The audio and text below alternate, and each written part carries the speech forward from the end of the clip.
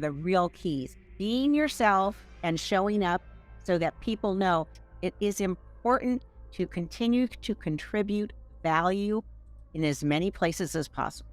You don't want to be chasing clients. You want them to come. Exactly. And a Sure. book is a magnet. Yeah. Absolutely.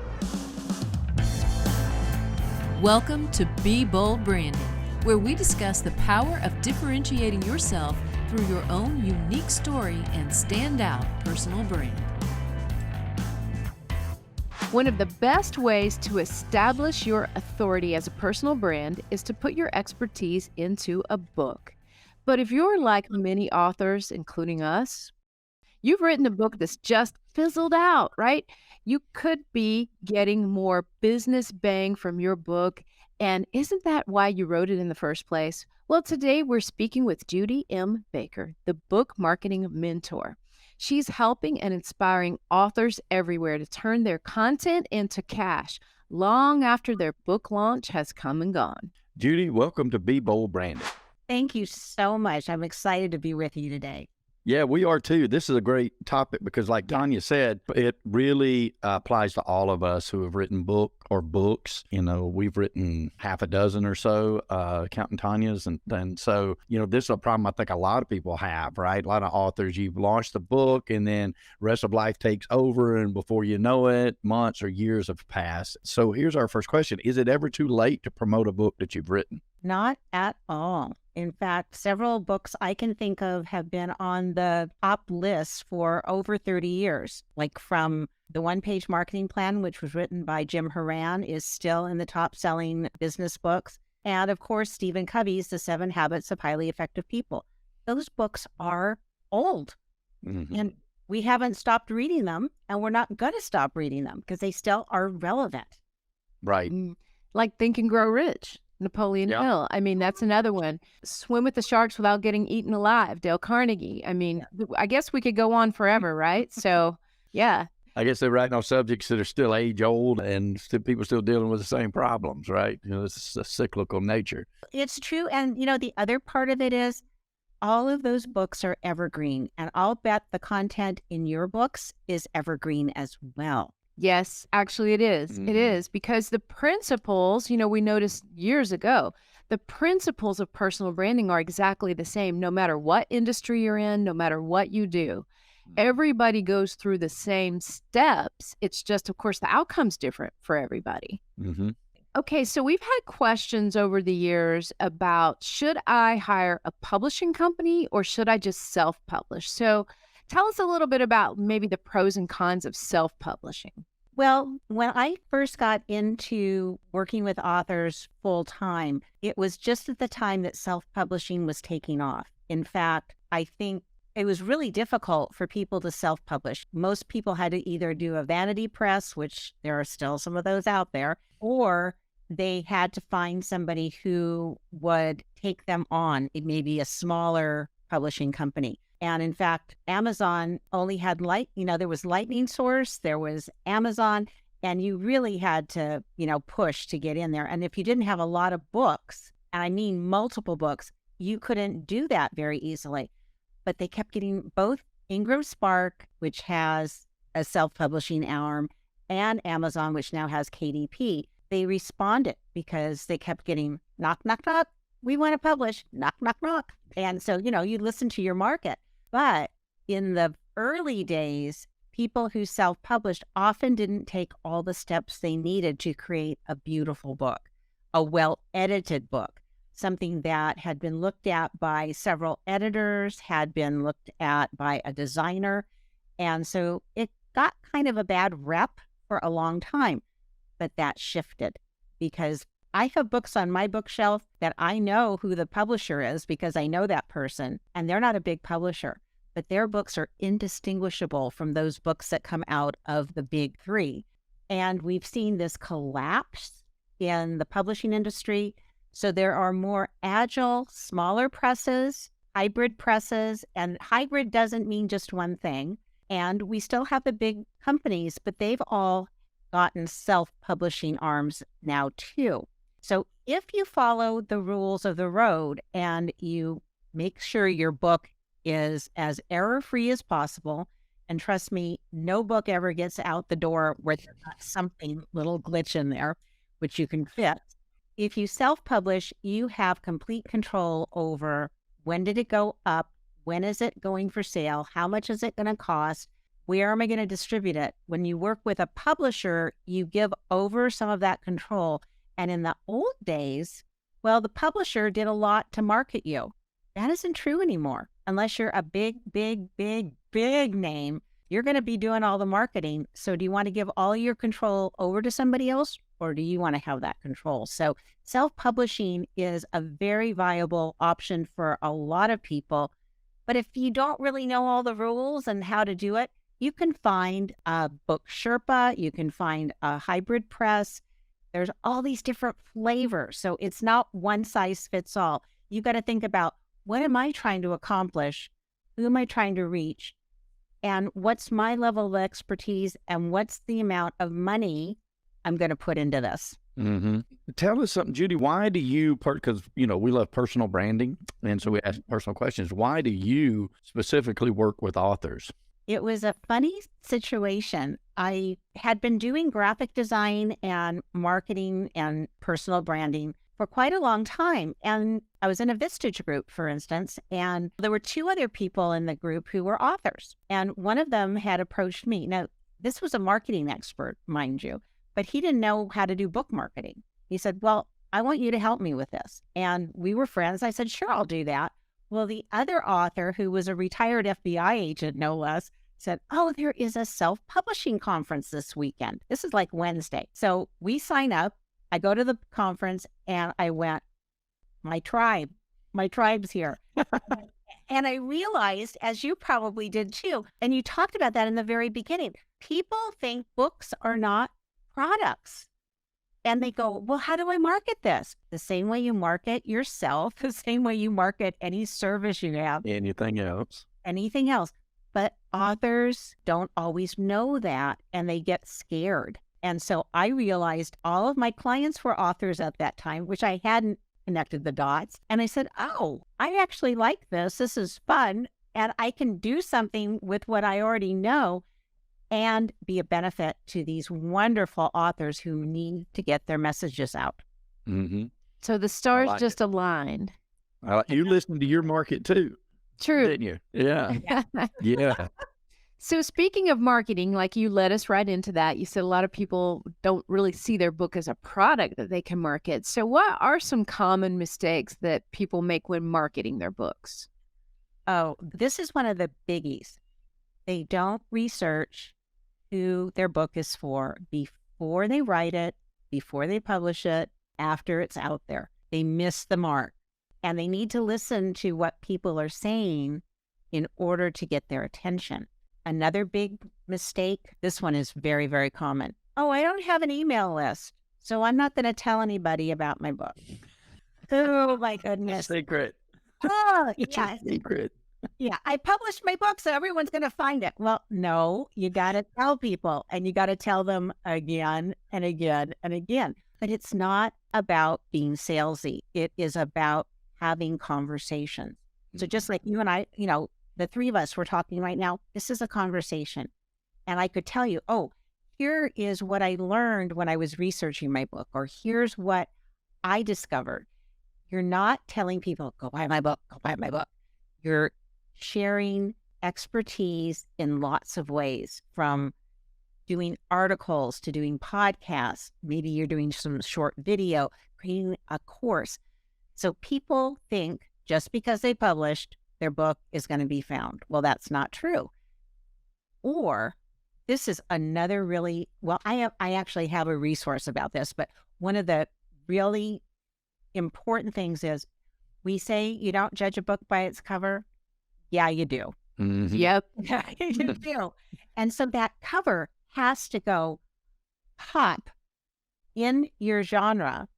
You've got to be using colors that appeal to your audience. You need to emphasize what the value of that book is right from the get-go, both the front and the back cover.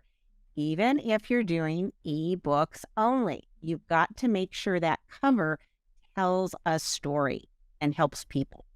Mm-hmm. I love it, actually. And, we liken building personal brands the same way. Tanya says it all the time. It's literally like a book and uses those examples of that. Yeah, I self-published years ago a poetry book that nobody knows about. But Tanya, I think I sold about 20 copies that I bought.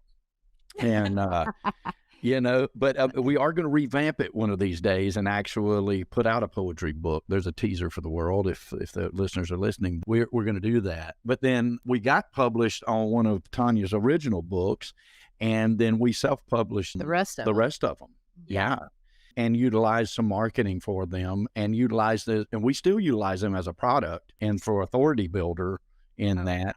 We never went after it to get rich selling books, but to introduce our products and services to other people through that. Yeah, we talk a lot about, okay, very few people get rich selling a book, but many people get rich from having a book. Mm-hmm.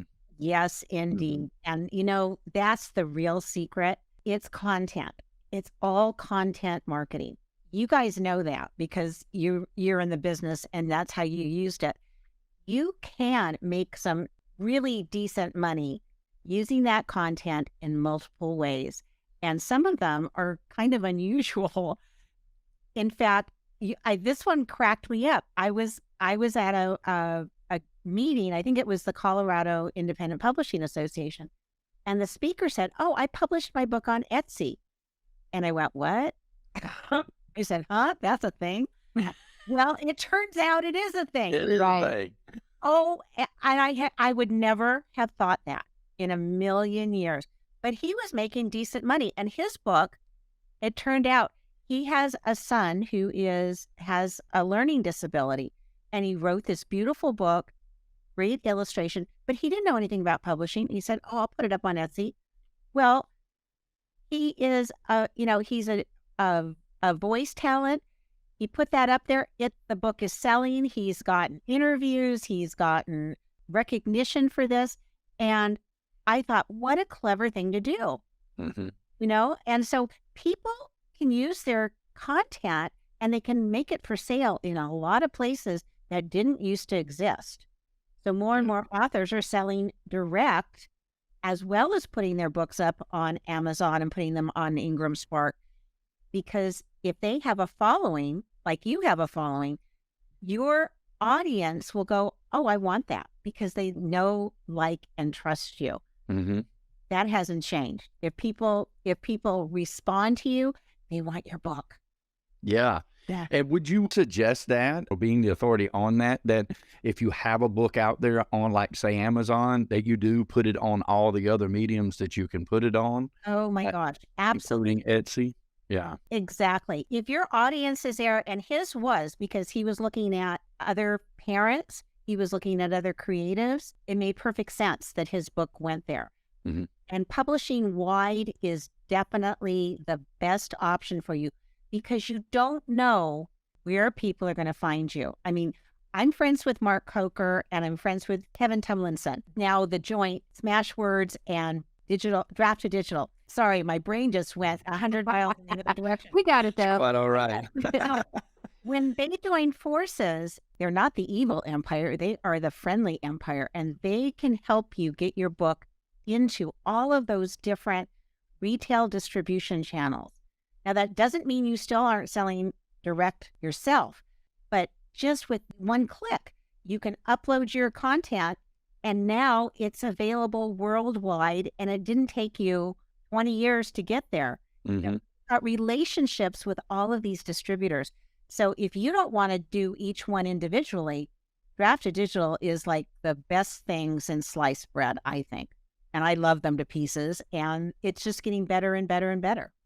Yeah. I love that. I have a theory, just, marketing is so wild and the bell curve is just so crazy these days and things get faster and faster and faster. But I've noticed some strange anomalies about the online world. And one of them, I'm in the real estate business. So I built a business that, went after, I used the principles for BrandFace, and then we went after, our market. That's what we do, right? But one of my agents bought some zip codes from like a HomeSnap or Realtor, the Big Z, or one of those like that. And what is interesting is about half the time you put in the address to the company, she comes up, even though our company does a whole lot of SEO optimization, like a lot of it. I prioritize that. And so my theory has always been like, you have to show up everywhere because you don't know when a behemoth like a Home Snap or something like that, just the Google juice for them just shoots you to the top, right? So in my theory is you got to be everywhere you can be because you don't know. You might not ever sell a book on Amazon and then all of a sudden you sell out in Etsy. Like, I just think that we don't have an understanding completely here on the street of how powerful that can be. Don't you agree? Oh, I absolutely do. And I will tell you this, I am an organic first person. I don't say, oh, spend all this money on ads and do all this stuff. You want to test the waters. You want to build those communities and relationships. And if something is working, you can always amplify it by investing.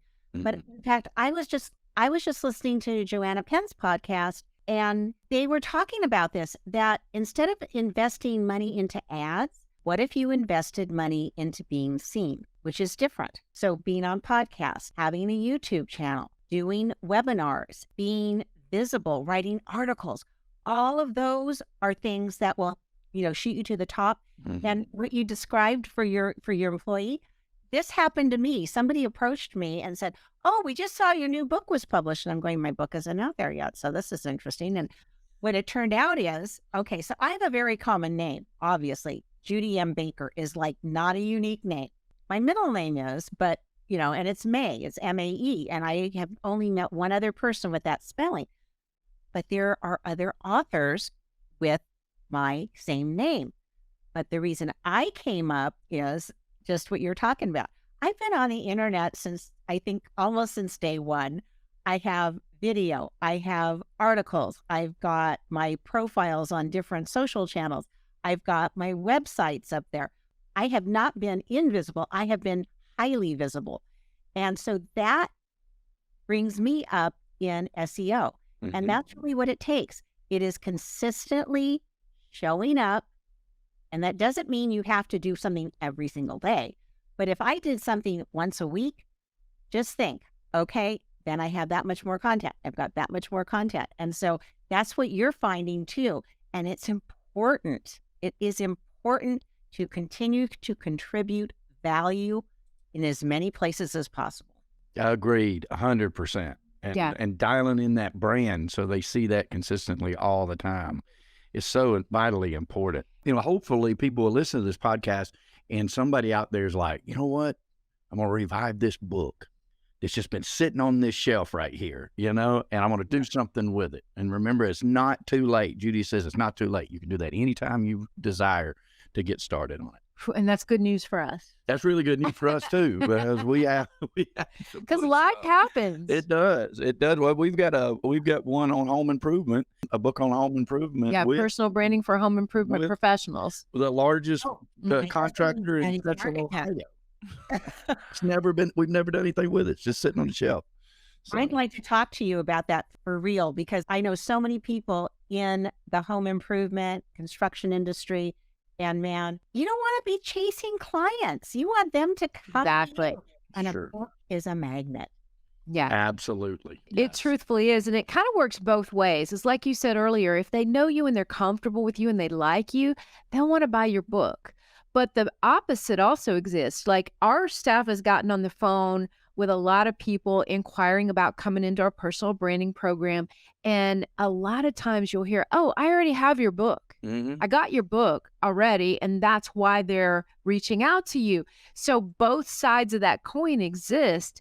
And the one thing that both sides of that coin have in common is credibility. Yes. It's credibility and authority. And that's the number one reason. Like I said, when we started in it, I'd have some members of my family say, how many of your books have sold? How many of your books have sold? It's like, that's not the right question. Yeah, you're not asking. How much money have you made as a result of having a book is the better question. A much better question. Yeah. Gosh, Yeah. And sometimes just having the book, whether they've read it or not, no matter who you're talking to, that gets you in the door. You already are elevated, because 98% of the population will say, I have a desire to write a book. Guess how many do it? 2%.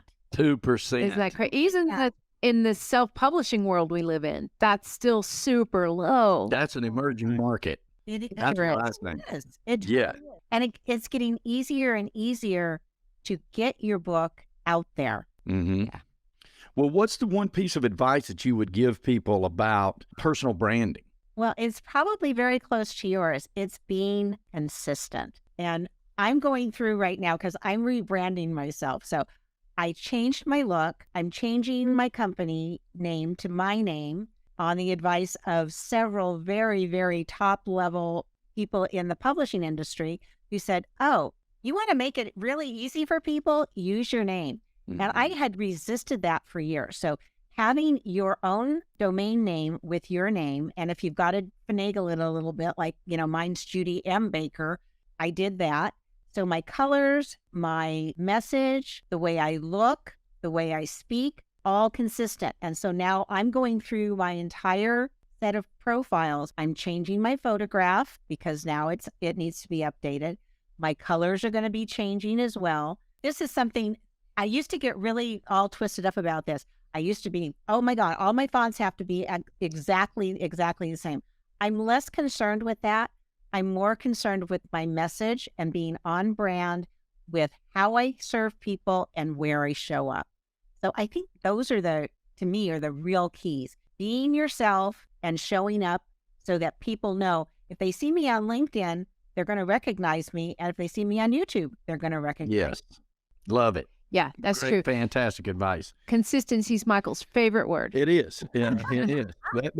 Because, look, time's consistent, and every time that you're not doing what you're supposed to, then time's passing by consistently. But if you do it, and like you said, you don't have to kill yourself about it. But if you set a calendar reminder, if you stick to the discipline of doing it, just a couple of times a week even, it will make a massive difference in how you show up to people looking for your service.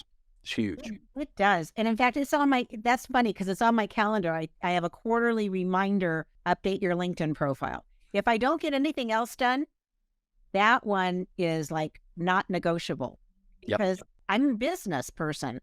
Mm-hmm. That's where people are more than ever going to go and check out my profile. Yeah. That has to be updated. Absolutely. So true. So true. Okay, so here's the fun question of the day, Judy. If our listeners had the freedom to visit any place in the world, what place would you recommend they visit and why? Off the top of my head, well, I've got two are competing. I'm going to say New Orleans is one of my absolute favorite places in the universe. Food, scenery, people, music. It's an adventure and it's so fun. I just love it. I think it's just a beautiful, beautiful place. Yep, we would agree. It's very vibrant. Very vibrant we were there place. maybe 2 years ago, Mm-hmm. 2 or 2.5 years ago. Yeah, loved it. Loved the vibe. We went on an alligator tour, like what's it called? Alligator. Sightseeing. Yeah, sightseeing tour. Mm-hmm. Loved it. Loved it. Except for the part where the boat captain veered off into the marsh and away from the canal, and I get a little nervous. I think I've watched too many serial killer movies. So I thought, oh my, I'm going to be in pieces out here in the swamp and nobody's going to be able to find me. But what a gorgeous place, going down that canal like in the morning and the sun's still, coming up over the trees. It's a beautiful place and just full of vibrancy. Yes. Yeah. Yeah. Gorgeous. Sure is. So Judy, what's the best way for people to learn more about you or contact you for the services that you can help them with? Well, the best way is on my website. The one that's currently up there is my bookmarketingmentor.com website, and it will show you the range of services. There's information about what's coming up, and there's some gifties there too. Awesome. Very nice. Awesome. And you also do an audit, a book buzz audit too. I think. Yes, for authors like yourselves. If you've got a book that you've published and you're going, now what do I do? Or I did that, now what do I do? Do bookbuzzaudit.com and we'll spend 30 minutes dealing with your challenges and what you can do next. And it's a lot of fun and it's for free. Thank you so much, Judy. What a pleasure it's been to chat with you. And this is a topic near and dear to my heart because I think there are a lot of people who deserve to have a book that don't yet. And there's a lot of people out there who already do and just aren't capitalizing on that. Agreed. So thank you for being our guest today. Thank you so much. It's been a delight. Brought to you by BrandFace, the only comprehensive personal brand building system across the globe.